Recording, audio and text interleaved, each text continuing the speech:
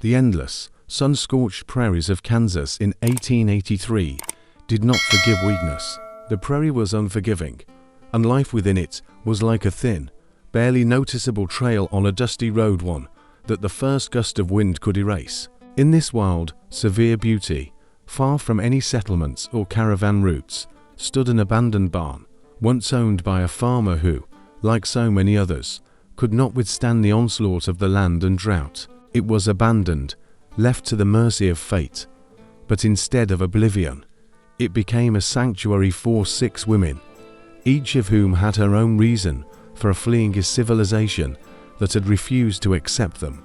The leader among them was Eleonora. She was just over 30, but her face, lined with wrinkles from the sun and constant tension, seemed older. Tall, with a straight back, she held herself with dignity, like a queen in exile. Her dark hair, gathered in a tight bun, did not yield to the wind, and her eyes, the color of wormwood, always looked straight and with a sense of appraisal. She wore a simple cotton dress, faded to the color of old paper, but even in it, her unbroken will was palpable. Eleonora was neither a commander nor a judge, but her calm and common sense were the foundation on which their small world rested. It was she who came up with the system that allowed them to survive: a strict daily routine, the division of duties, and absolute equality in everything, from the last spoonful of stewed beans to the right to silence. Beside her, like a shadow, was always Martha, an elderly woman who had neither teeth nor illusions left. She spoke little, but every word she uttered was significant. Her hands, gnarled with arthritis, were covered in calluses, and her gaze, dimmed by past losses, could see right through you. Martha was their keeper of stories, the only one who remembered what the world was like before they lost it. Josephine, the youngest of them all, did not look as fragile as she actually was. She was only 20, but her light brown hair had already faded, and her hands, despite her youth, were strong and skilled. She knew how to work with herbs, tend wounds, and comfort those who were overcome with sadness. She was the soul of their small collective, but her silence hid a pain that the others did not dare to disturb. Sitting next to her was often Beatrice, a tall, red-haired woman with a perpetually displeased expression. She was the biggest skeptic among them and constantly grumbled that this way of life would sooner or later destroy them. But it was her pragmatism and distrust of the outside world that had saved them from ill-considered decisions more than once. The 5th woman was Seriquick, strong and furious, like a summer storm. Her eyes, as dark as coal, were full of fire, and her hair black and unruly would escape from under her headscarf. Sarah was their hunter, the only one who was not afraid to go out into the wild prairie alone to get food. Her main trait was her endless, almost animal-like loyalty to her companions. And finally, there was Clara, the youngest and most delicate. She was barely 17, but she had already come to know the bitterness and cruelty of life. Her light hair was like fine linen, and her eyes were like the sky on a clear day. Clara almost never spoke about herself, preferring to listen to others' stories and dream of a world she had never had a chance to see. Their days were monotonous and harsh. Every morning they began with the sunrise and ended with its sunset. Their lives were filled with physical labor, repairing the roof, gathering dried manure for the fire, searching for water in dry riverbeds. Eleonora conducted this orchestra of survival, coming up with ways for them to last one more night every day. Their conversations were short and to the point, and their rare moments of rest were spent in complete silence, where each of them thought about her own past, which they tried to erase from memory. Their barn had become a kind of prison that they had chosen for themselves, because an even greater danger awaited beyond its walls. That day began as usual. The scorching air shimmered over the prairie, and it seemed that the earth was breathing heat. Beatrice, who had gone to check the traps, returned empty-handed, and the tension in the barn increased. Their last supplies were running out. Eleonora tried to calm the others, assuring them that tomorrow would bring good fortune, but even she could feel the weight of their shared despair pressing on her shoulders. The drought was the worst in years, and there was not a soul for hundreds of miles around them. Their fear of the unknown was familiar and understandable, but the fear of hunger was all-consuming. It was at that moment that their small, fragile world was shattered. The evening wind, carrying the smell of dust and withered grass, brought with it something else, a strange, indistinct sound.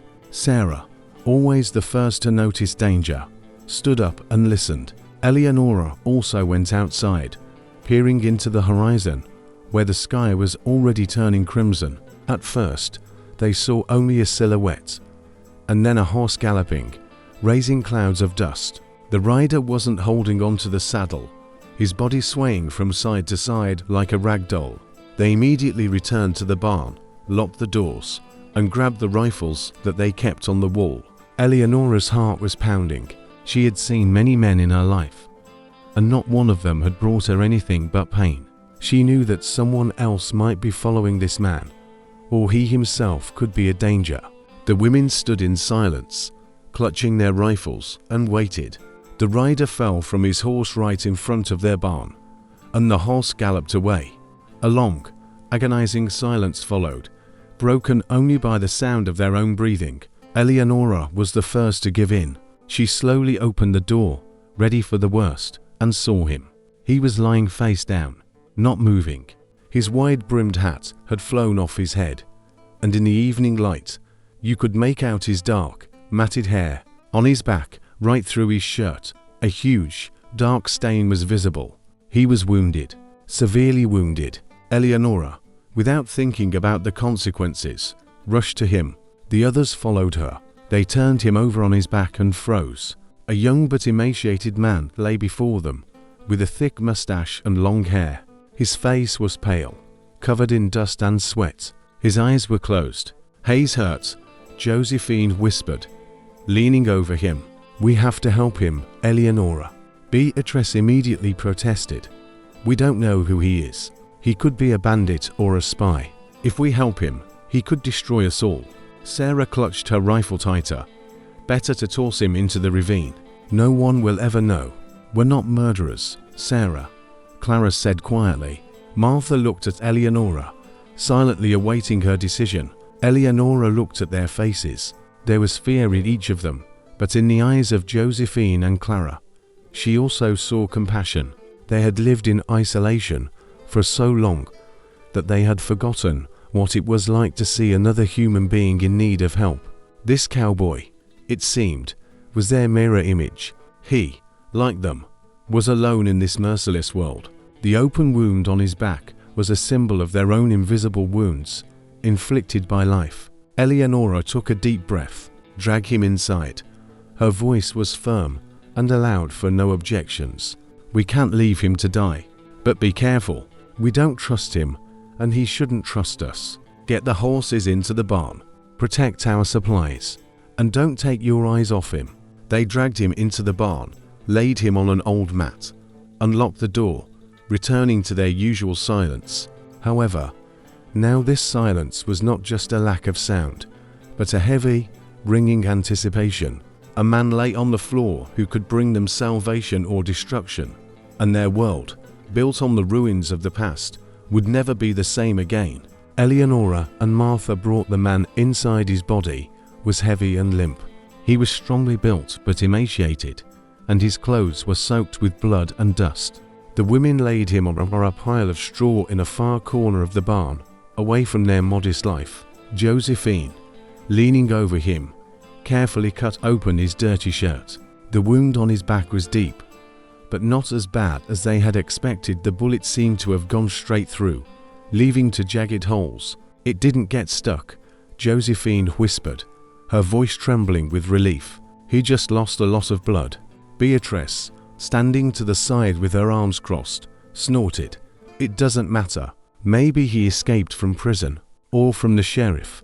We don't know." Sarah, holding her rifle at the ready, silently nodded in agreement. Clara, on the other hand, brought clean water and rags, her eyes full of worrying. Eleonora, ignoring the arguments, approached Josephine. "Do what you can, but stay alert." Josephine got to work. She cleaned the wound as much as possible and applied a poultice of medicinal herbs they had gathered for their own needs. The man moaned, but did not wake up. His breathing was shallow and weak. The following days turned into a long, agonizing wait. The man would come to consciousness and then fall back into unconsciousness, muttering in a fever, his delirium blending with the monotonous chirping of cicadas. Clara, ignoring the fears of the others, sat beside him, changing the compresses. When he came to, her quiet, calm care seemed to soothe him more than Josephine's herbs. The other women kept their distance from him, except for Eleonora, who would approach several times a day to check his condition. Their fragile world, built on trust and isolation, began to crack. Their common goal to survive took a backseat to division. Sarah and Beatrice constantly grumbled, reminding everyone of the danger they had harbored. Clara, on the contrary, defended him, arguing that he was just a person in need of help. Martha, hunched against the wall, watched, but her eyes were now filled not only with sorrow, but also with curiosity. Finally, on the fourth day, the man woke up. He stared at the ceiling for a long time, as if trying to understand where he was. When his gaze fell on the women sitting around him, fear flashed in his eyes. He tried to sit up, but his body refused to obey, and he fell back onto the straw with a dull groan. "Calm down," Eleonora said, taking a step forward. "You're safe, for now." The man gave her a tired but piercing look. "Who are you?" His voice was hoarse, like dry sand. "That doesn't matter. What matters is who you are, and why they're chasing you." "They're not chasing me," he whispered, a shadow of a lie flickering in his eyes. Sarah, standing with her rifle, laughed coldly. "A cowboy who arrives on a bullet always says he's not being chased." The man ignored her words, his gaze fixed on Eleonora. My name is John." "Just John." "Just John," Eleonora repeated. "All right, John. Then, just John, you have a choice. You can tell us the truth, or die here, alone." She left him in silence, alone with his conscience and their suspicions. He was their prisoner, but they were also his captives. For the first time in many years, they had hope, or a new danger, or perhaps both at the same time. The silence that hung in the barn after Eleonora's words was heavier than the heat. She returned to her spot, not taking her eyes off the man, but said no more. Josephine and Clara continued to care for him, but their movements were now more cautious, and their gazes more guarded. Sarah and Beatrice took turns on watch at the door, holding their rifles at the ready. Martha, hunched against the wall, quietly fingered her rosary, her ancient gaze wandering somewhere in the past. John did not answer, and in his silence there was no stubbornness or defiance, only a deep, all-consuming exhaustion. Evening came. The sunset painted the sky in the colors of hot iron, and the air cooled as slowly as their heated passions. It was only when the shadows had completely enveloped the barn, and the women finally sat down by the fire, that John spoke. His voice was hoarse, but this time there was no hint of a lie. "They're looking for me because of gold. Not mine, but the gold I found in an abandoned mine a couple of days' ride from here." Everyone froze. Gold. This word was like poison, capable of corrupting even the purest souls. "Don't fall for it, Eleonora," Beatrice hissed. "He just wants us to believe him." "They're part of a gang," John continued, ignoring her. "The gang, their leader, he's an animal. I worked for them. They kept me to help them with the mine. When I realized they were going to kill me, I ran. They found me, and they shot me. They won't leave me alone. They won't leave you alone until they get to me. They'll kill anyone who gets in their way." John fell silent. His eyes reflected not fear, but despair and hopelessness. He wasn't trying to convince them, he was simply stating facts that, as he knew, was scarier than any lie. Sarah, finally, lowered her rifle. "How do we know you're not lying?" "I didn't have time to take it," he said. "I barely got away. I just need to last a few more days until I can." His words were cut short. A sound of hooves came from outside the door.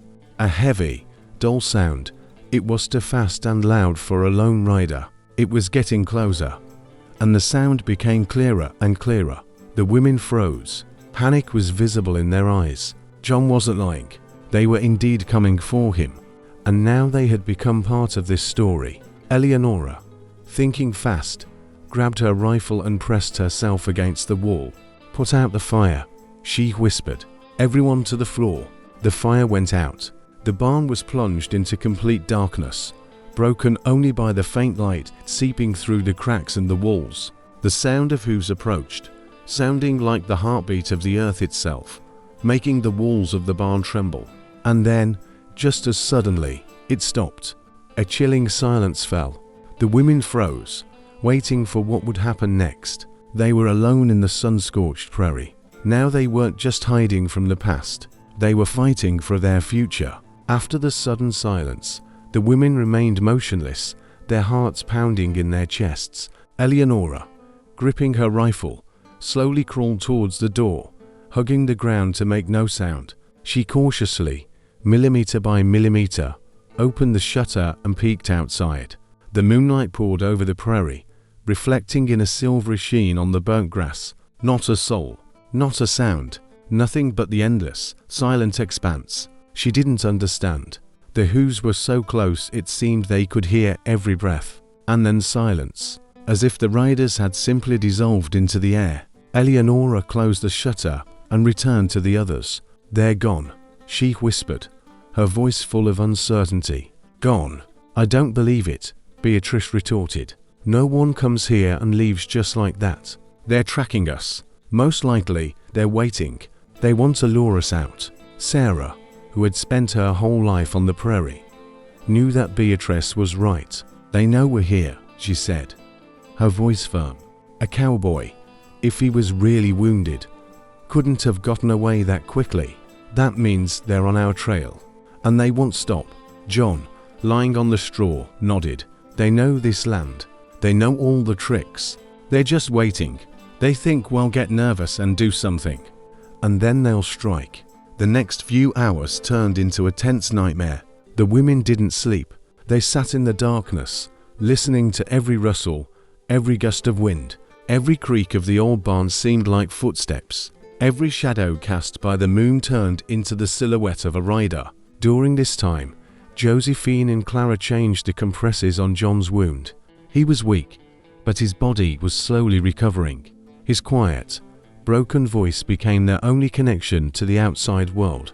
In the morning, as the sun began to rise above the horizon, Eleonora made a decision. "We can't just sit here and wait for them to find us. We have to do something." Beatrice looked at her in surprise. "And what do you think we can do? We're just women, and they're a whole gang. We know this land better than they do," Eleonora replied. "And we have an advantage. They don't know how many of us there are, or how ready we are to fight, and we won't give up without a fight." She looked at John. "You said they're looking for gold. Do they have a map, or do they know the way?" "They know the way, but they don't have a map," John answered. "And they know that I know where the gold is." Eleonora nodded. "So they need you, John, and they'll look for you. We have to use that. We have to make them believe that we have you, but we're willing to hand you over if they leave us alone. Or we could." She stopped. Her gaze fell on Sarah. Sarah understood her without words. "We won't just sit and wait. We'll hunt them. They won't be expecting that." The tension in the barn increased. For the first time in a long time, they weren't just waiting. They were making a decision. Beatrice, despite her doubts, admitted that they had no other choice. Sarah was ready for battle. A fire flared in her eyes. Martha watched in silence, and Clara, despite her fear, seemed ready to support their decision. Eleonora divided the duties. Sarah, as always, was to be their eyes and ears. She was the only one who could move across this land without being noticed. Her task was to keep an eye on the gang and report any of their movements. Beatrice, despite her skepticism, was the best at setting traps. Her pragmatism and distrust of the world made her the ideal candidate for this job. Josephine and Clara were to stay in the barn and look after John. And finally, Eleonora and Martha were to be their brains, making all the decisions, while the others were preparing the plan Sarah went out of the barn. She moved silently, like a shadow, and very soon her silhouette dissolved into the endless prairie. A few hours later, she returned. Her face was pale, and her eyes were full of horror. There are more of them than we thought. It's not just a gang, it's a whole army, and they've surrounded us. They found the place where we get water. They're waiting for us to come out. Sarah's words were like a hammer blow. They weren't just following John. They were waiting. They knew that their supplies were running out, and they were using that against them. Eleonora realized that they were trapped. They could neither run nor attack. They were forced to wait. And then a revelation came to her. If they can't fight the gang, they can fight one person, their leader. She turned to John. Shadows were reflected in his eyes. He knew this moment would come. I don't know what to do, Eleonora whispered. We're trapped. They'll find us.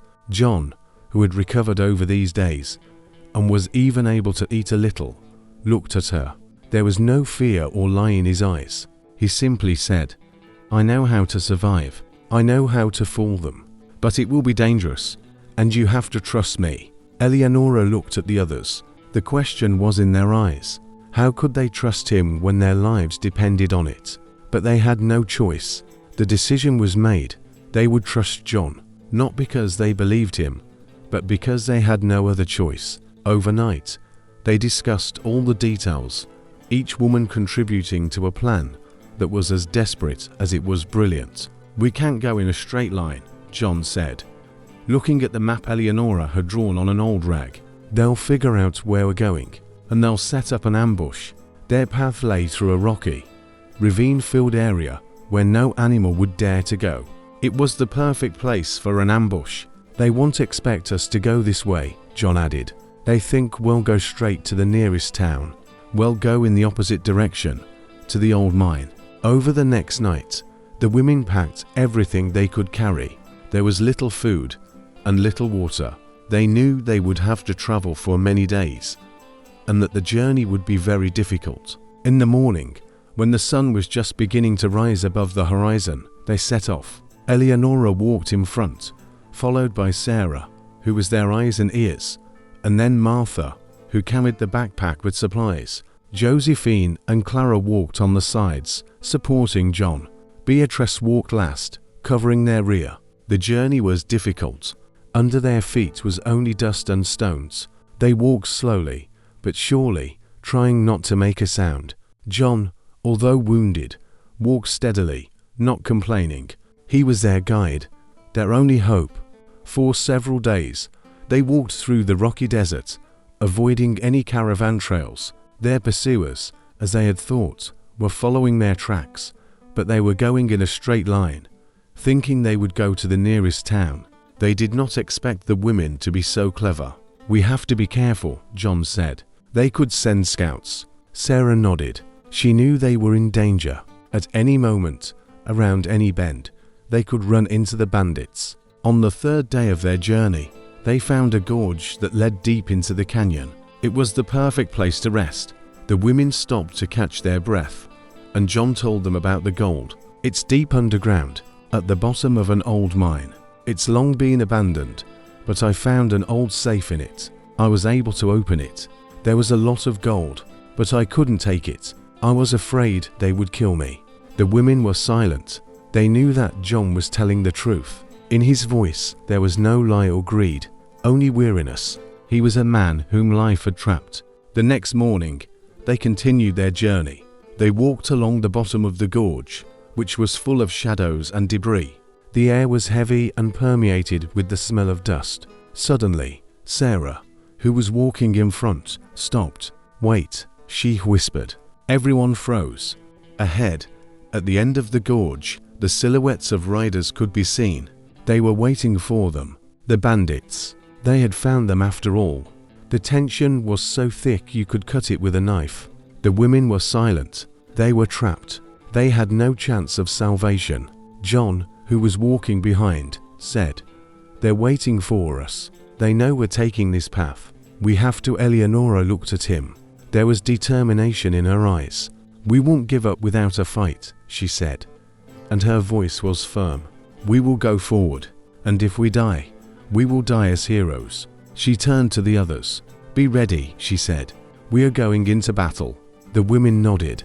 They were ready, and they went forward to meet their fate. In the gorge, squeezed between the rocks, the silence was so deafening that you could feel it. The women stood shoulder to shoulder, their gazes fixed on the silhouettes of the riders, who looked like black spots against the dawn sky. Their breathing was heavy, and one and the same thought lived in every heart: this was the end. Eleonora, not taking her eyes off the bandits, slowly raised her rifle. She wasn't sure she could shoot. She was sure she had to. "Stick together," she whispered, and her voice was like the whisper of the wind. "Don't give up." John was the first to move. He stepped forward, standing in front of the women, and raised his hands. "I'm the one you need," he shouted, his voice echoing through the canyon. "I know where the gold is. Leave these women alone." One of the riders, a big man with a thick mustache and a scar on his cheek, jumped off his horse. He was the gang leader. He slowly walked up to John, his gaze, full of malice, siding over the women. "You thought you could get away, boy," he growled. "You thought you could hide. Nobody gets away from us. Nobody fools us. You'll tell us everything." And then he didn't finish. Eleonora's rifle fired, and the bullet whizzed past his head, hitting a rock. The gang leader froze, his eyes wide with surprise. He hadn't expected the women to fight back. "We won't let you take him," Eleonora said, her voice trembling with tension. "Leave, or we will shoot." The gang leader smirked, his gaze stopping on Eleonora. "You think you can threaten me? I'll take him and you." And then he didn't have time to finish. At that moment, Beatrice, who was walking last, pushed Martha aside and rushed forward. She grabbed the gang leader's arm and shot him with the revolver she was hiding under her skirt. He fell, his eyes wide open. The other bandits froze. They hadn't expected this. The women immediately took advantage of the moment. Josephine and Clara pulled out their revolvers. Sarah, who was their eyes and ears, shouted, "Forward!" They rushed at the bandits, shooting at them and forcing them to retreat. The whole battle lasted only a few minutes. The women were faster and smarter. They were ready to fight, and they were ready to die. But they won. When it was all over, they stood in silence, their hands and faces covered in dirt and blood. They were exhausted, but their eyes shone with victory. They had saved themselves, and they had saved John. After the battle, the women returned to their barn. They were exhausted, but their hearts were full of joy. They understood that they could be strong, that they could fight for their freedom. John, who had witnessed it all, couldn't believe his eyes. He had seen how women who had been scared and weak just yesterday had become real warriors. He understood that they were his salvation. A few days later, John had finally recovered. He was ready for his journey. He thanked the women for saving his life and promised that he would never forget their kindness. Eleonora told him that he was free. He could go wherever he wanted. But John said that he couldn't leave them. He felt that he had to help them. He said that he would stay with them. The women accepted him. They realized that they could no longer live in isolation. They had to return to the world they had left behind. And so they set off on their journey. This time, they were not alone. John was with them. They walked across the sun-scorched prairie. But now their path was full of hope. The long days of travel that followed the battle in the gorge became not only a physical test for the women, but also a time when their small world changed. Now they were not just moving forward, escaping from danger. They were returning, and this path was full not only of fatigue and thirst, but also of questions to which they did not know the answers. John walked with them, becoming their shadow, their guide, and their silent companion. Eleonora, who was always on her guard, at first kept her distance. She watched his every move, his every glance. But John did not try to command or impose his opinion. He simply did what was needed. He found water where they couldn't, pointed out barely noticeable animal tracks, and shared his knowledge of the wilderness that he had gained during his long years of wandering. He never spoke about the gold, about the gang, about his past, as if it were another life that had never been. He's changed, Josephine whispered, looking at him as he sat calmly by the fire, his face illuminated by the light of the flames. He doesn't look like someone who is ready to fight for gold. Eleonora nodded. She also noticed that John had become different. He was no longer just a cowboy looking for wealth.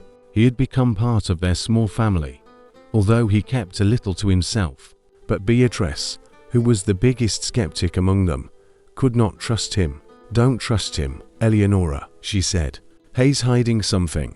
No one escapes a chase just like that, and no one stays with us for no reason." She was right. John had his own secret that he didn't want to reveal. He knew that if he told them everything, they might abandon him.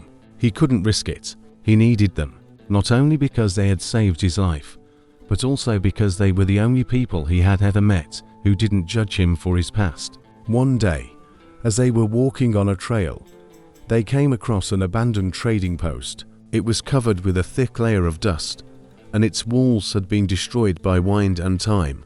The only thing left of this place was an old, rusty lantern that hung above the door. "There's something here," Sarah whispered, looking around the place. "Someone has been here recently." Eleonora felt the tension. They couldn't take the risk. They decided that they had to check the place.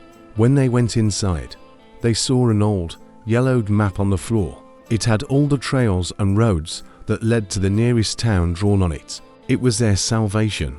They took the map and returned to the trail. But a few days later, when they were already near the town, they saw two riders in the distance.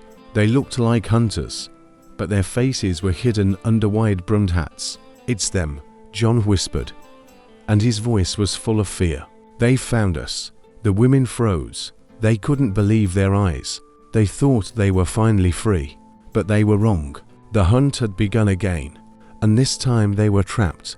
Their only way out was to go back into the world, but they didn't want to go back. They wanted to return to the world they had left behind.